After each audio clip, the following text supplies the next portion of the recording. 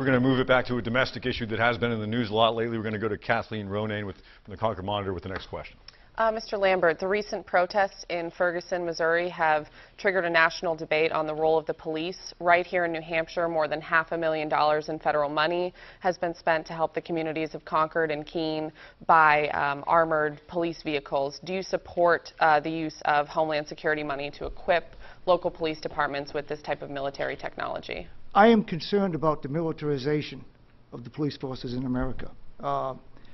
The idea of a police force, in my mind, is to de-escalate a situation. When I was growing up, we normally called police officers peace officers, and I'd like to see them assume more of a peace role than a militarization role. I was very dismayed at looking at the pictures in Ferguson and seeing what looked like a war zone. People in riot gear, people dressed as I was in Iraq. So I'm concerned about that, and I think we need to reevaluate that and make sure we de-escalate situations rather than escalate them.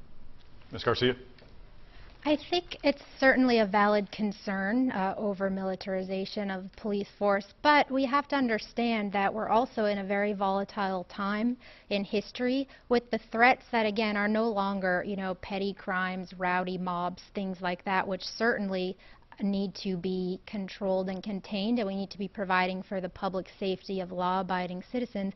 We also have to worry about terrorists. I mean, if you think about it, 9/11, the Boston bombing, that was only about 40 miles down the road. Now with ISIS, many, I believe about 500 members of ISIS have U.S. and European passports, meaning they have easy access and entry into our country. So we need to be safe, but I think it is true that the over-militarization is certainly a concern, and I hope that all of these situations can resolve calmly and peacefully. Mr. Lawrence, both your opponents said they are concerned. Do you share that concern that local police departments could be more or less local armies?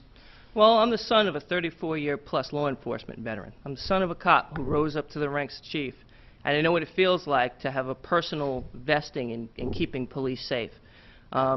But I'm going to comment on this. These types of equipment, militarization of the police force came out of a fear of a threat of terror, a terrorist threat.